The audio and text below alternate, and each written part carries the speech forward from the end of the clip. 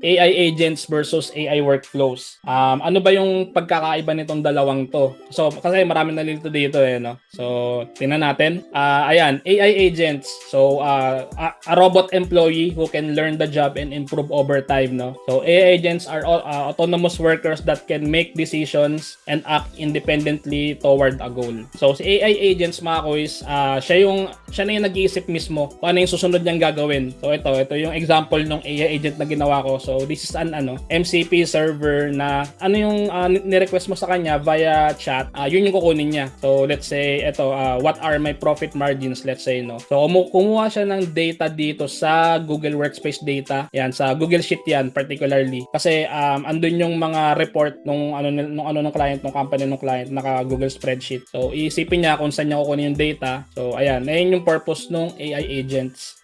Babalikan natin to mamaya, no? So, tinamon natin yung AI workflows. So, AI workflows is, ayan, step-by-step automations that follow a preset logic. So, kahit anong gawin mo dito, mga kuys, ito lang yung gagawin niya. So, sunod-sunod yan. Kumbaga, naka-fix yung flow. So, kunyari, pagka nag-trigger automation na to, automatic, OpenAI siya papasok, tapos OpenAI ulit, tapos Google Drive, tapos Google Sheet, tapos Gmail. Whereas, kapag AI agents, pwede siyang mapunta dito, pwede siyang mapunta dito, pwede siyang mapunta dito. So, wala siyang fix na flow. So, depende dun sa iisipin ng AI or yung gagawin ng AI kung saan siya pupunta, no? So, ayun, wala siyang fix na flow. So, kapag ka nag-run to, again, pwede siyang pumunta dito sa workspace, pwede siyang pumunta dito sa company cam, pwede siyang pumunta dito sa QuickBooks. So, ayun yung pagkakaiba ng dalawa, mga kuys. And yeah, as mentioned sa AI workflows, fix yung flow. Kumbaga, alam mo na yung gagawin ng automation. Kumbaga, predicted na, no? Kasi naka-fix na yung pagkakasunod-sunod ng mga module. Tapos ito, yung pinaka-roadmap nyo. So, ito, additional na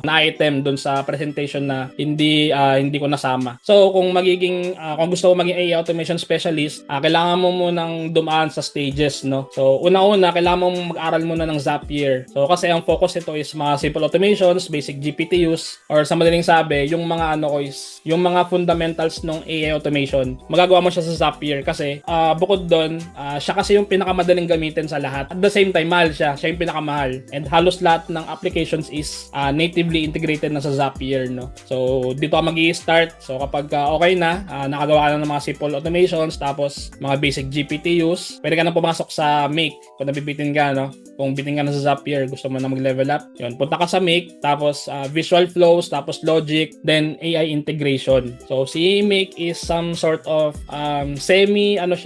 semi-complex.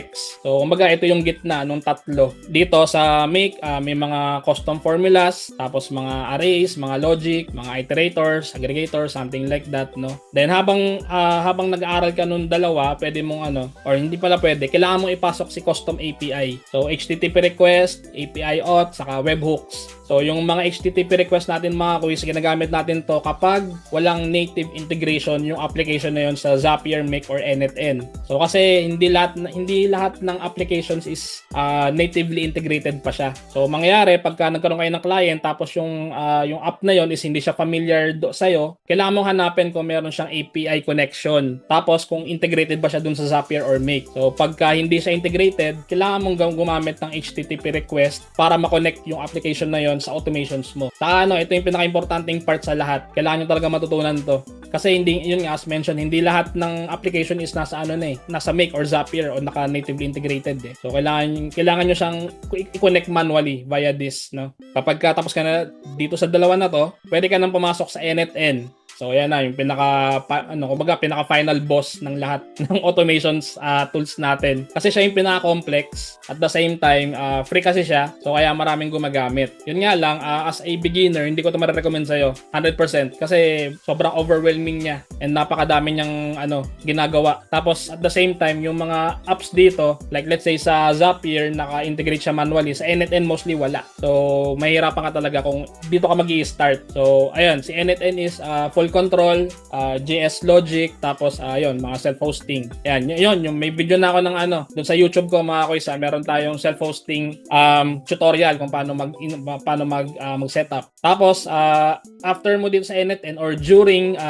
inaaral mo tong tatlo na to or apat na to, kailangan mo rin mag-aral ng prompt engineering. Kasi nasa AI tayo mga kuys eh. Kailangan maganda yung mga prompts mo. So, si AI mga kuys, pagka hindi maganda yung prompt mo, bobo yan. Totoo lang. Hindi kanyan mabibigyan ng magandang sagot pagka hindi maganda yung prompt mo, no? May mga free courses naman for prompt engineering. I-YouTube nyo na lang. One important part ng pagiging AI automation specialist, dapat marunong sa prompt engineering or kung paano mo uutusan yung AI na mga gawin yung mga bagay-bagay, no? Then yun na, next is pwede ka nang kumuha ng client, monetization, so productize and offer automation services. So kapag okay ka na sa lahat, yun, goods. Client hunting na. So i-ano muna natin tong mga question. Yun, thank you Kuya Marky. Kung wala sa Zapier, saan i-search? Sa Google.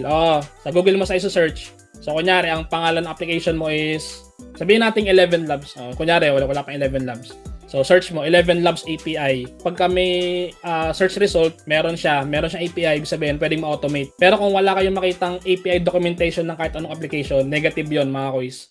Walang chance ma-automate yung mga ganon kasi wala siyang API eh. So ayun yung important when it comes sa pag-create ng AI automation. Tapos yung mga apps nyo, aminin natin mga kuys, hindi lahat ng apps is familiar tayo. So merong mga apps na bago or hindi familiar. So kailangan talaga ng search. Kung meron ba silang API or integrated ba sa Zapier or sa Make or sa NetN. So yun yung una-una yung gagawin bago nyo tanggapin yung trabaho in case na meron. So self-hosted din po ba yung ginagamit ng mga client? Pero meron din mga kuys mga nagsasubscribe din sa NetN kung may budget sila. Paano pala yung learning curve dito kuys? Maglalaan ako ng 6 hours a day learning. Sobra-sobra na yan kuys. Yan, sabi nga ni Kuys Marky. Goods na yun. NetN pa naman nauna ko napanood sa YouTube. Mas maganda tong roadmap ni Kuys. Ayan. Thank you Kuys Gerald Magkaiba po ba prompt engineering sa JSON prompt? Magkaiba yon. Yung prompt engineering ay yung way na uutusan mo yung AI kung anong gagawin niya. Si JSON is yung object na na ilalabas nung API kapag ka nag-API request ka doon sa certain application na yon. Boss, di ko pa ma-access paid membership ko, hindi lifetime access naman po yon, di ba? Kaka-enroll mo lang ba ko? Sorry, hindi ko pa na check. Pero to answer your question, yes, lifetime access naman siya.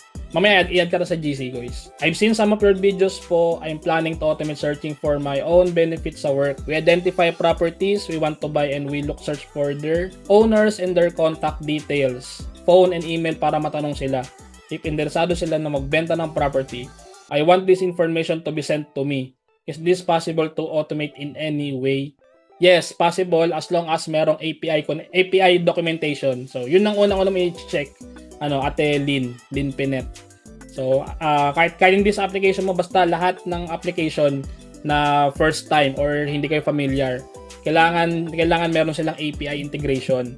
Pag wala, as mentioned, negative. Hindi talaga siya ma-automate. Tulad pala na ipapagawa kung sakali Zapier na pala, not suggest NetN. Pwede naman or kayo bahala. Depende rin sa client. Paano pa ba gumawa ng sample automation project? Yung kasi hinahanap sa akin pero wala akong ma-provide. So, meron kang choices. Unang-una, mag-chat GPT ka. So, sabi mo sa chat GPT, give me automation samples. Tapos, pwede mo nang gawin yon. Tapos, pwede mo siyang gawin portfolio. Pangalawa, mag-check ka ng job post na merong instructions kung ano yung gusto nilang gawin. Tapos, yun, i-try mo nang gawin. So, pag nagawa mo, i-screenshot mo, tapos lagay mo sa portfolio mo. That's it. Pwede po ba i-integrate ang NetN sa Vapi? Yes, Kuys. Gamit na gamit na. Yan, kami nila Kuys Marky.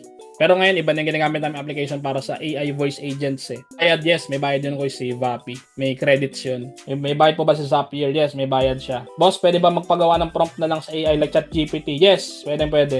Pwede. Kaysa mag-aral pa ng prompt engineering. Pero mas maganda, matuto rin kayo mag-prompt engineering para at least hindi lang kayo nakarelay sa AI. Minsan kasi talaga, minsan hindi maganda yung output ni ChatGPT or kahit anong AI eh.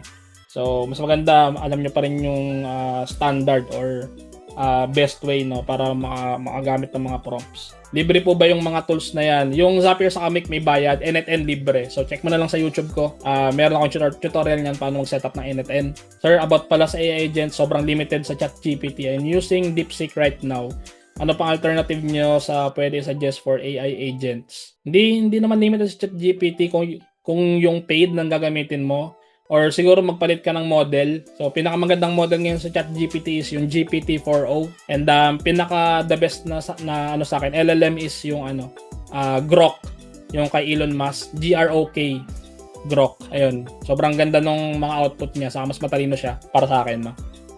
Okay, next na tayo.